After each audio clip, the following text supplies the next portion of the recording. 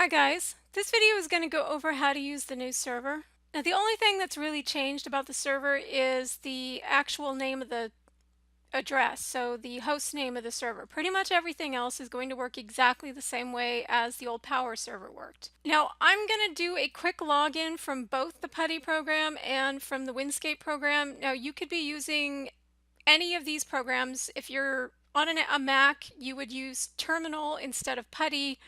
And whether you're on a Mac or PC, you might want to use a different FTP program. You might be using FileZilla.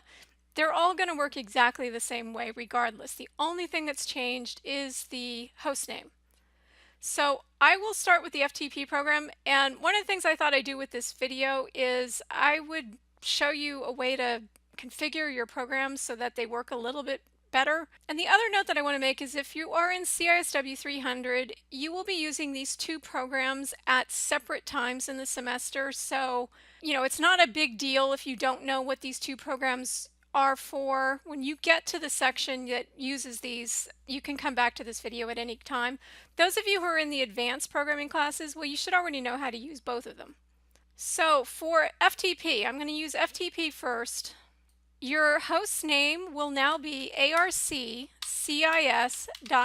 That's the new address for the server. Your username is still going to be your last name first initial. And if you're not sure what your username is, well, you can go to the new server, so arccis.net, look up your name,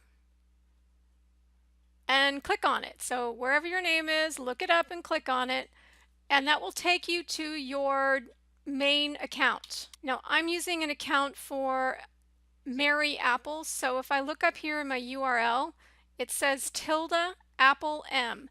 Now if you have a name like Bob Smith, there may be more than one Bob Smith on the server, so your username will be something like SmithB1, SmithB2. So you might want to go look and figure out exactly what your username is, but it will be your last name first initial and possibly a number following it. So once more, back here in Windscape, I'm going to put my username in. Your password will be your student ID number without the W, so just the 7 digits.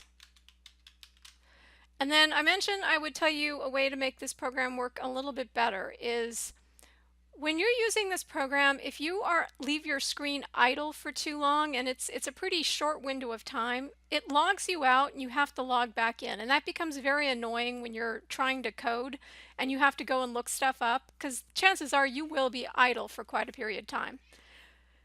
If you want to prevent that from happening, then what you want to do is you want to save your session and change how it connects. So under this little window over here on the left hand side, click Connections. This is what you're going to look for, and it doesn't matter which program you're using. They all have some sort of feature like this somewhere in their properties. Is you're looking for something called a Keep Alive.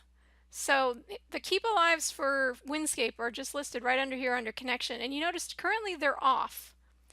Turn them on. Go over here and down to where it says Sending of Null SSH Packets, and you'll notice it actually sets a number here.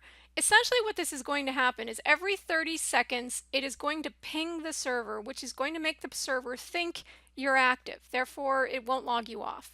That's the easiest way to make sure it doesn't keep logging you off. Then go back to your sessions and save it. Just click that little save button, and you can call it whatever you want, but if you click OK, it'll actually remember your settings so you don't have to constantly turn on those Keep Alives. And once it saves your settings, you can just click it and click Login, and it will log in with those settings.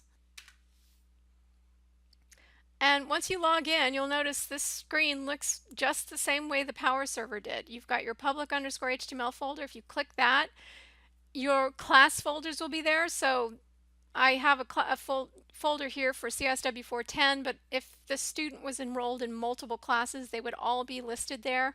And if you go into that, there'll be your default index page there. And there'll be one for every single class that you are enrolled in that uses this particular server. Now for PuTTY, it works exactly the same way. Your host name is going to be arccis.net. If you want to do that Keep Alive thing again, so PuTTY does exactly the same thing where it logs you off if you're idle for too long, go over here to Connection, and what you want to do is right here, it says Enable TCP Keep Alives. check that.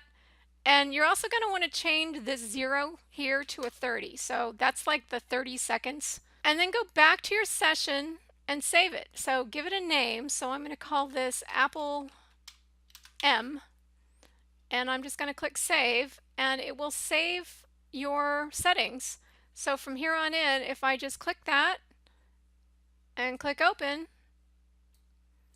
and then I can log in. So I'll put my last name, first initial, and then my student ID number, and I'm logged in at this point. So that is the only thing that's changed with the new server. Now I'm going to make an attempt to update the addresses in all my notes, but I'm liable to miss a few. So just from here on in, you're going to be using that new URL.